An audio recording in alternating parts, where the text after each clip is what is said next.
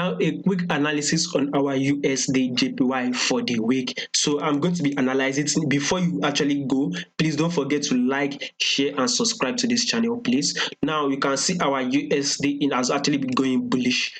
We are seeing with this bullishness, and we are this week. If you watch my video previous week where we predicted that our USD will be going bullish for the week, we actually went bullish. As you can saw, we saw it. This was Friday, this was Thursday, Wednesday, Tuesday, Monday. We actually added this bullish move. Now we are actually this week we are actually going to be having a fall against our USD JPY. Now, to understand why, you will see go to understand why we are going to sit on our USD index. By the way, you can see this double rejection, double top rejection. Our price pushes up. We saw this, it came down, it pushes up again. We are seeing another rejection. We are actually going to be fall into this our key area here down, giving us like an M movement on our weekly time frame. We are going to that is on our weekly time frame. We are actually going to be having an M movement. Now on our daily time frame, as you can see, our price has actually fallen.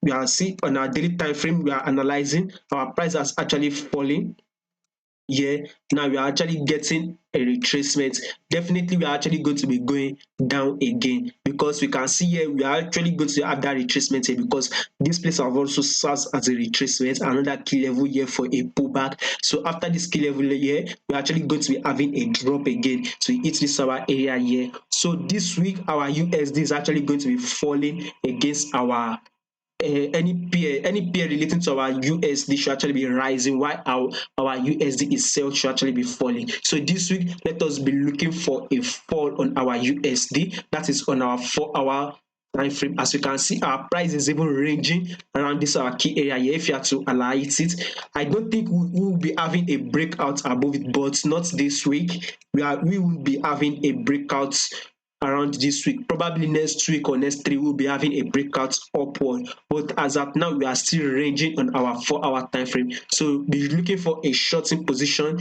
Let's sell our USD index, then we can now see a rise again on our USD. But for this week, our USD is actually going to be falling. Now on our 1-hour time frame, as you can see, our price is now preparing for a fall, by the way. So probably if you want to take your sell position, I'll say probably you should go set our our moving average, 10 period moving average. When once our price breaks below it, it comes down, it breaks below it, then I would say it is a good opportunity to actually now take your short position here on our USD index. As at now, we can still wait on our 4-hour time frame. It will still be good. It's still good.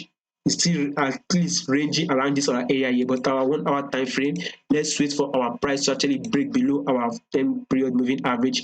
Then we can actually now take our shorting position on our USD index. And if you have to compare our USD to other pairs, you will see that our USD will be falling. That's exactly what we call correlation pairs. Before you actually take a trade on a particular pair, you will actually want to compare that pair you want to trade. You compare to other other pairs, and you see that when we are to compare our USD to other pairs, we will see that our USD is actually going to be falling. We can see we are waiting for our euro to rise, whereby our USD will be falling. We are waiting for our pound to also rise here. I've done analysis on our euro and our pound. You can watch it. Now you can see that our pound is about to rise this week. Now our USD will fall. As you can see now, our USD too is going to fall against our JPY. Now you can also see it again on our card, whereby we said we've gotten to this our key liquidity area here as we predicted about my last video. You can watch it.